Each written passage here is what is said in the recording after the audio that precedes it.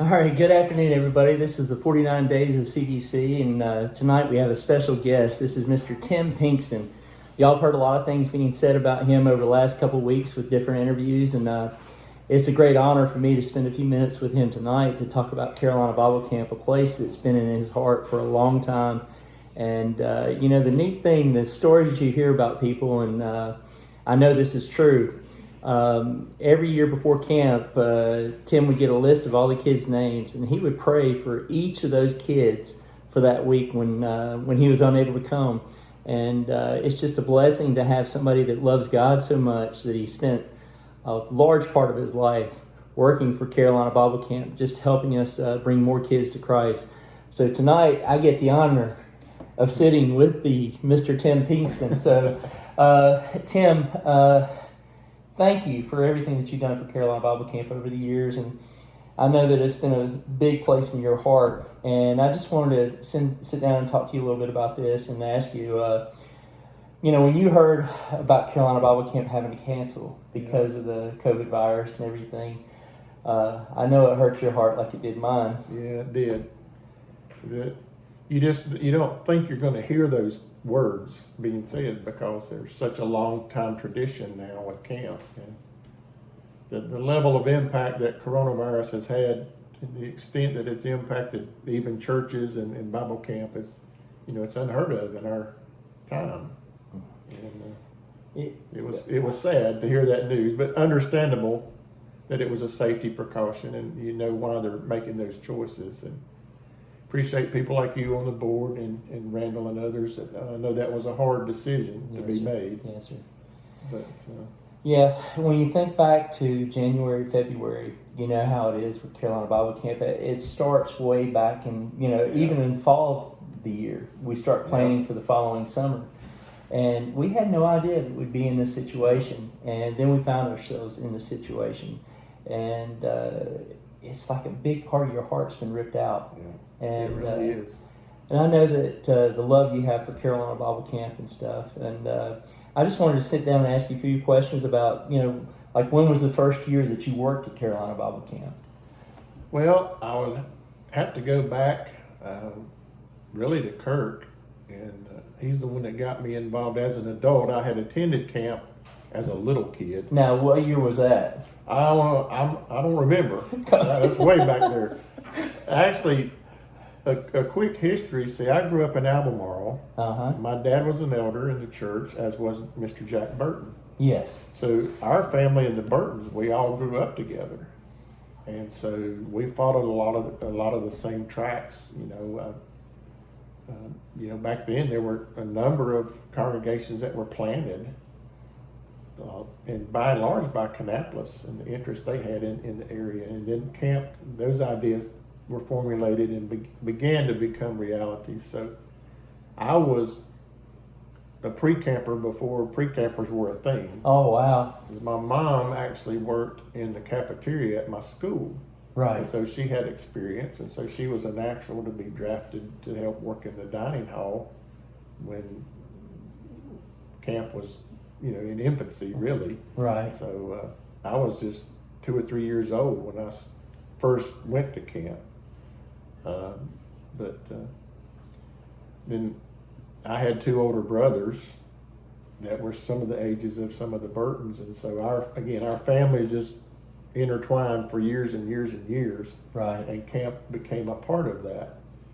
And I was 5 years younger than my older brother and 10 years younger than my other brother, so I was on the tail end of that. But by the time I got to be camp age, they kind of had it formulated and had a plan and had things up and running pretty much. My earliest real memories of camp would probably be campaigns. All right. And going up there. One of the beauties of going to CBC now, for some of us older campers that went to some of the other camps, is first that it's our camp, and we have a board that controls that, and Randall's there and everything. But I remember sleeping the first couple of times I went to camp on a screened-in porch of a cabin. Uh-huh. Didn't really have a bed. We just had a sleeping bag on the porch of a cabin And when it rained, you went inside and piled up next to somebody else. So, very primitive compared to what we have now at CBC. So you experienced all of the different camp locations that CBC has had since, what, 1956? Yeah, the one that I missed was actually in Asheboro. Just in the timing of my life and changing careers, going into the ministry, starting our family and those kind of things. I never did go to the camp in Asheboro. I missed that segment of CBC. And then by the time they purchased the property there at Moxville, I was preaching at Corinth, close by. And so had numerous opportunities to go over with Wilson and others and cut the road, cut the trees for the road into the property, and to see that from the beginning point, and to see even then the interest that people had of getting involved and supporting the dream of CBC. So that was a joy to be a very small part of that. I always remember Wilson, walking around over there trying to figure out which trees to cut and which ones to leave, and you look back now and you think what a joy that was to have that opportunity. And as somebody else has already said in their interview, you walk on the campus now and you may not realize that it was built in phases. 2 or 3 cabins at a time, and then another 2 or 3 cabins, and then some of the other facilities. So yeah, it's neat listening to Billy Voss talk about when he helped build a lot of that stuff. When he and his wife, they actually renovated one of the cabins and made it where they had a stove in one of the rooms, they had a bed in one of the rooms. I remember that. You know, and we enjoy camp so much, and it's part of our life now and everything. But we need to really remember those guys who had the foresight to think about the importance of sharing the Bible with kids, creating that atmosphere.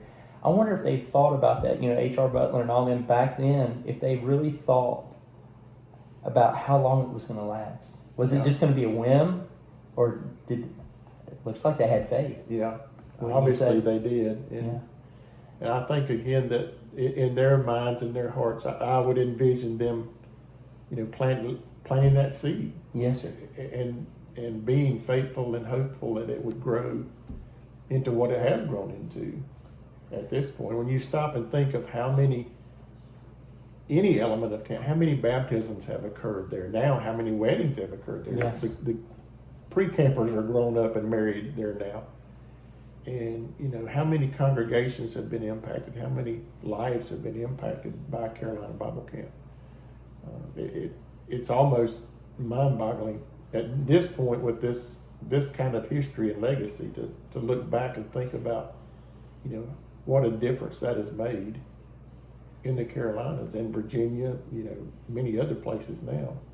Well, we can see an example of that, the impact that the camp has had on kids, and they're not able to enjoy what we just enjoyed, and that was some singing. And those were all college-age kids. On, Monday night, we're at the beach, and they sat there and sang songs with us. You think about that, and those kids, they love Carolina Bible Camp. They're staff now. Yeah. You think about that, staff now. It makes me feel old, but grateful. Grateful, very grateful. Very grateful. Well, when you sit there and look back over the years and all the experiences you had at Carolina Bible Camp, and there's been so many memories and so many friendships that have come from that. Is there a certain memory that really stands out to you that you want to share with us? I'm like everyone else you've interviewed, Andy. I watched some of the other interviews and watched them struggle with answering that question, and I'm in the same boat. There's just so many. One of the things that always meant so much to me was the singing at camp. Oh yeah. And when I would quote advertise camp to anybody that would listen, I would tell them, go up there one night for worship. If you don't do anything else, go one night for worship. And sit in that group. Of course, week 1 was always junior campers. Sit there with 8 to 13-year-old kids, some of them a few years younger, pre-campers even, and listen to them sing. If that doesn't change your heart as a person, then something's wrong. Amen to that. because it's so inspiring. And it gives you so much hope for the future. You know, a lot of times in our society, people look down at young people and give them a bad rap. But it was such a joy to get out of the world for a week at a time and go there with godly young people and just be inspired by that and renew your faith in mankind and young people. And those are the people that will change the world. Mm-hmm. Just like the people that started Carolina Bible Camp. They have dreams and hopes, and they have the energy and intelligence and the drive to make those things happen. And what can we even imagine about what they're going to accomplish in their lifetime? You know, what's next for them? What do they see as an opportunity? Well, you look at how strong and how faithful they are when we see them at camp. Yeah. That reassures us to know that the church is going to be strong. Yeah. The church is, as long as they remain faithful. And, you know, how many times have you gone to Carolina Bible Camp and you worked hard to prepare to get to camp, and you've got all these wonderful lessons set up and everything is going great. You're really teaching these kids. But when you walk away from that week, you are so spiritually full yourself. Mm-hmm. Yeah. You know, how many times, I mean, you just... Every time. Every time, you know? I tried to voice that in one of my posts this week. You can't really put it into words. It's impossible because there is that presence of being there that can only be felt. It can't be described in words.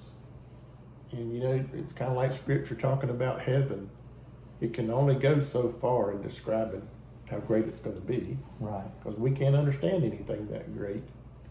And again, to see people from all over regions, you know, that probably wouldn't otherwise see each other, for one thing, mm-hmm. except at camp. And the staff as well. You know, oftentimes the only time I saw those staff members was at camp, week one. And you look forward to that. And isn't it neat how everybody comes together, that staff, as they gel together for that week, and their purpose is to teach the gospel to those kids. And it's humbling, isn't it? It really is. You mentioned a minute ago, you know, I was the world's worst. It was like every year I had to get a bigger trailer because I took more and more stuff to camp.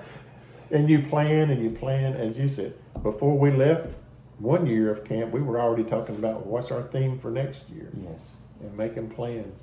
And, you know, you plan the lessons and you have kind of in your mind, here we're going to do this, and here's the schedule, and we got this many teams. But what I found over the years was I had to back off of that. I would plan all the lessons and things, but things happen at camp that I can only describe as being God's hand. Mm-hmm. And you have to learn to roll with that.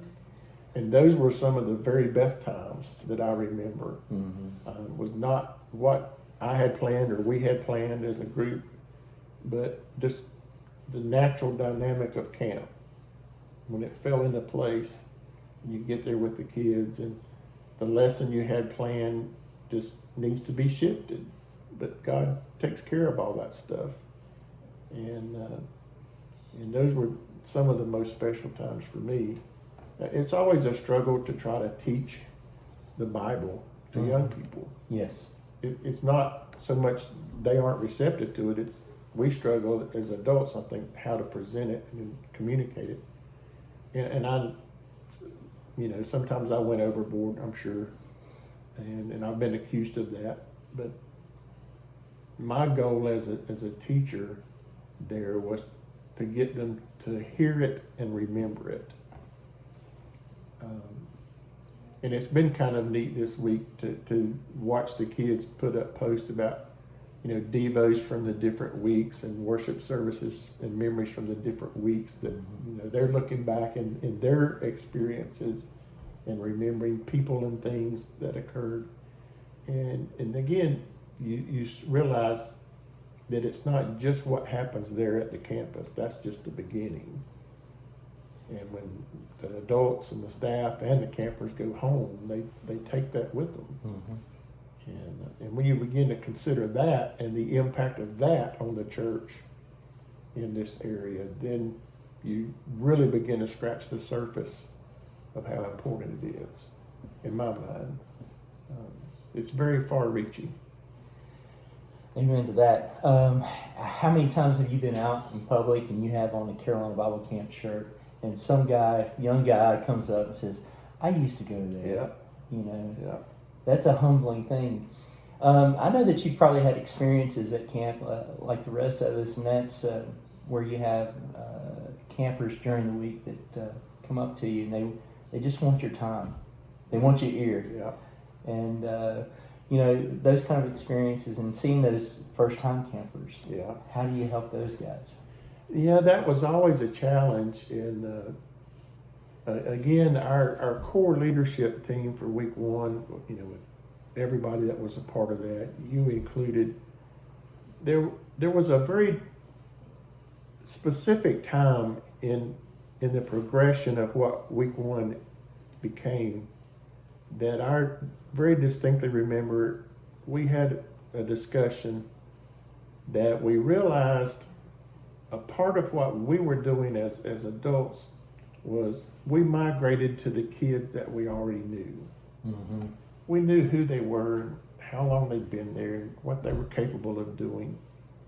But we challenged ourselves to make a conscious effort to not bypass those kids, continue to incorporate them, but to look beyond them to the first year kids. Mm-hmm. Or the kids, honestly, this may be their only week ever at Bible camp. Mm-hmm. How do we capitalize on that? And in realizing my shortcoming in not having been doing that and trying to readdress that, as we all did as staff, I think that was really a turning point for me, because those became some of the most enriching moments of camp.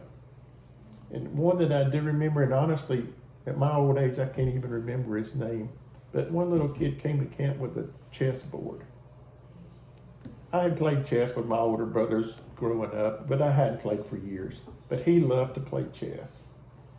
And he and I got into this thing where he would challenge me to play chess. And I had to get him to remind me how to move the different pieces on the chessboard. But we played chess a couple times a day for the whole rest of the week. And he beat the pants off of me. It was terrible. But that was just our time, When he had free time in the afternoon, we'd go somewhere and sit there and play chess. And he beat me, I think, every single time except for one, maybe. But that was just what would you plan ahead to go to camp and sit there and play chess with somebody? You wouldn't even think about that. But that was kind of an example of, I think, God saying, here's an opportunity. You need to learn to take advantage of that and don't overlook it, because you're so busy over here doing this. And that was a memorable time for me with one specific camper. But of course, as you've heard in all these interviews, there are hundreds. It's so hard to narrow it down. But that was certainly one that kind of stuck in my mind, that some of the kids that may have come from somewhat of a challenged background, Mm-hmm. but you see them blossom. Yes. They may not be that athletic, but that was the beauty of what Kirk and Brett and others formulated for week one. They didn't have to be athletic. That kid may shine in the Bible Bowl. And the guy that wins everything athletically, he may not do so good in the Bible Bowl.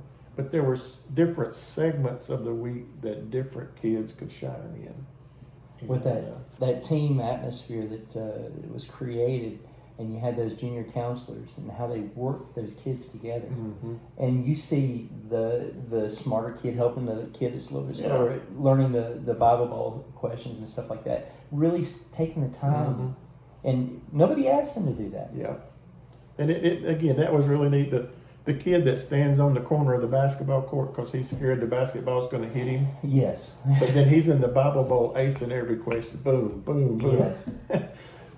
So that was a really neat dynamic of that setup of the week one and what what it was, I think. Now, did you work any other weeks, or was it just week one? Or I was pretty much exclusively week one for the full weeks. I had numerous opportunities to go to camp different weeks to maybe speak at worship one night or something, but for the full weeks, I was week one through and through for quite a few years.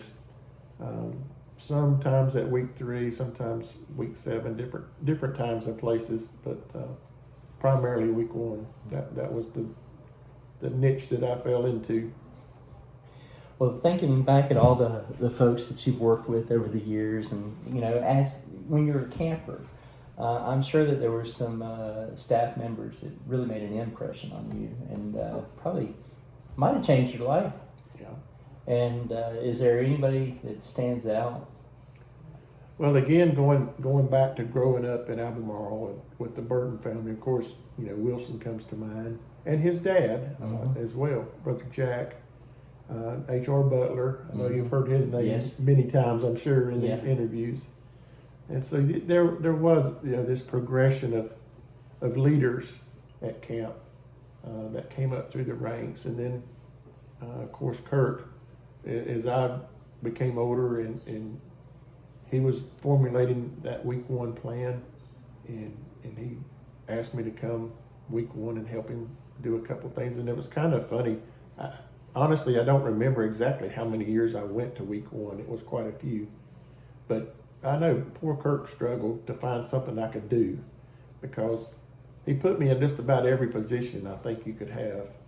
He started me out, I think, in education director, and I did that for a while, and eventually Tom Torpy stepped into that role, and he did such a tremendous job with that. Athletic director. I think the end of that part of my experience in week 1 was when I first started the game called Frenzy, which the nurses weren't too happy about. I think the name scared them more than anything. But Tennessee foosball in honor of Kirk, which was a giant foosball game on the tennis court. So that may have been my demise as athletic director. But, so eventually he just kind of put me in a role of not having a job per se. You just come and kind of try to take care of what I need done. But we had a good run there for a lot of years. Enjoyed it. Well, all the things that were created down at the amphitheater, the flying saucer. Do you still have the flying saucer? Well, no. As I mentioned in a post this week, of course, in the spring of 2008, I suffered a pretty significant stroke that negated my trip to camp that year and subsequent years. But after, sometime after that, when we were going to move to Oak Island, I had a huge auction, and I still had the flying saucer at that time. The auctioneer actually bought the flying saucer, and I had a huge rocket made from it was actually some kind of auxiliary fuel tank that I bought at a military surplus place, and made a giant rocket for Mythbusters Week. He bought that too. But one of my jokes two jokes about the flying saucer, because a lot of people have mentioned that. One was the fun that I had with Thomas, my son, building it and then hauling it to camp on an open flatbed trailer. I actually got stopped by the police. I won't name the town, but got stopped by the police, which I should have expected. I have a 10-foot shiny aluminum flying saucer on a car hauler. And, I heard a siren. I looked in the mirror and saw the blue lights. Oh, man, I'm going to get a ticket, because it was 10 feet wide, and it was only supposed to be 8 feet wide. And so I'd been in the fire department for years, so I pulled over and turned on all my flashing lights. Sat there and waited. He came up, and I rolled my window down. He said, "Sir, I need your license and registration." I said, "Yes, sir." Gave it to him, and he started kind of, asking questions. Where do you get this? And then finally he just busted out laughing. So then I thought I was going to get a ticket, but when he started laughing, I thought maybe I'm off the hook. He said, "Would you mind taking my picture with this thing?" he wanted to tell his buddies that he had pulled over a flying saucer. Certainly, I obliged him Yeah. on his request, so I wouldn't get a ticket.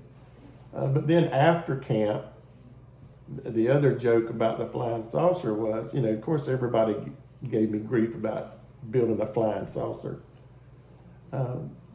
Dr. Branch, world-renowned brain surgeon, came to camp as we were getting ready for the closing ceremony and asked me, so, do you have any plans for this flying saucer after camp's over? I'm like, honestly, no, sir. I haven't even thought about that. And he wanted to know if I could bring it over to his farm near Clemens. And he had a couple of things planned for it over there.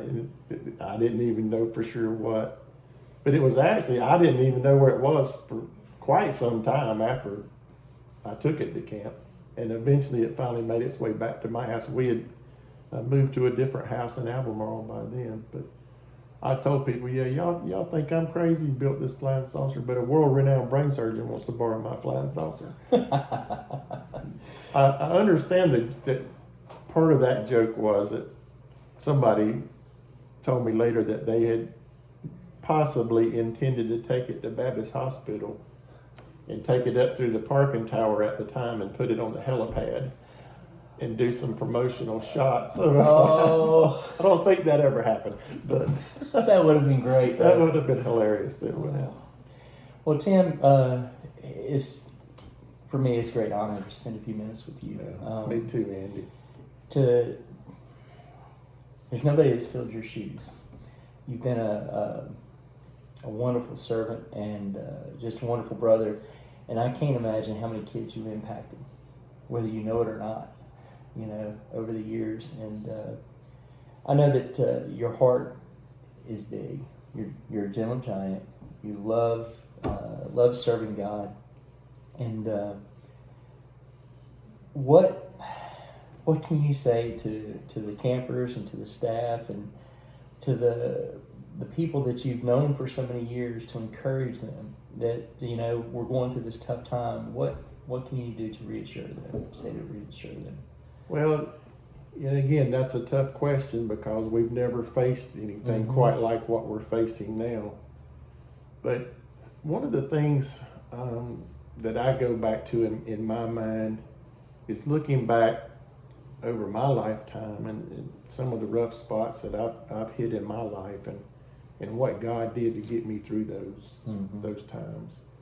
And for the last 20 plus years, every time I hit a rough spot, it was God's people and camp people that came to my rescue and helped pull me through that.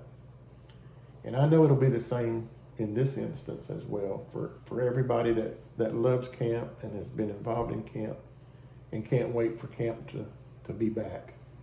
Just do what they've been doing, do what you've been doing, challenge people to stay in touch, raise some funds to help the camp itself, and to stay in touch, share those stories and those memories, keep the ideas coming because we're going to need them. Get ready because it's coming back. And I think, honestly, and my hope is that when camp comes back, it will be even bigger and even better than we could ever think it was going to be. Sometimes not having something makes us realize how much we took it for granted. Amen. And I think camp may be one of those cases that it's been here for well over 50 years. Maybe we were taking that for granted. And we had to miss this year to make us realize that. Reset. Reset. That's right. So everybody hang in there and stay prepared. Keep communicating with one another. Keep talking about camp. It's not going to go away forever. It's just a temporary thing. And get rested up and get ready because it's coming. Well, this last question is a tough one. Sum up camp in one word. Wow. I guess that's my word. There's my word right there. There's your word. Wow. Yeah. Again, to think of my trying to explain that in a post the other day in a few words is you prepare, you go there to give to the kids, but you take home so much more. You're worn out physically. I know for me, especially, it was very taxing.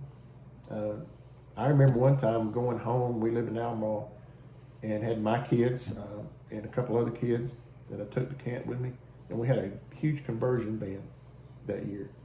I had to stop in Salisbury at the mall and give the kids money. I said, listen, y'all stay out of trouble, go in there, go to the arcade, do something, get something to eat.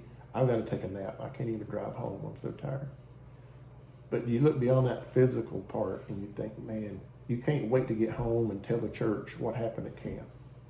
You know, and you can't wait to talk to the people you were at camp with the next time and think, yeah, you know, I probably should have done this and maybe I should have done that. So next time, let's do it this way. You're always thinking, how can we improve? How can we do better? And like you said a few minutes ago, or you go to a youth rally or something and you bump into a kid that was at camp. Yeah. And you get to talking about, you know, hey, what'd you think of camp? You know, I was kind of scared at first, but I really, by the time it was over, I really enjoyed it. And you know they're going back. Mm-hmm. And again, you've kind of lit the fire, and it's going to take care of itself. But just seeing those opportunities unfold, and again, understanding how that must positively impact the church overall. That's such a joy. And that's going to keep happening. Coronavirus or not, it's going to keep happening. God's still alive. He's way bigger than anything we can come up with. Yes, yes.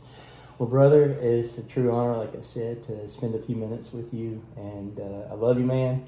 Love you too. And let's keep praying for the work that goes on at Carolina Bible Camp. Absolutely. And, you know, this 49 days of CBC, we're in, I think it's day 23 today of this.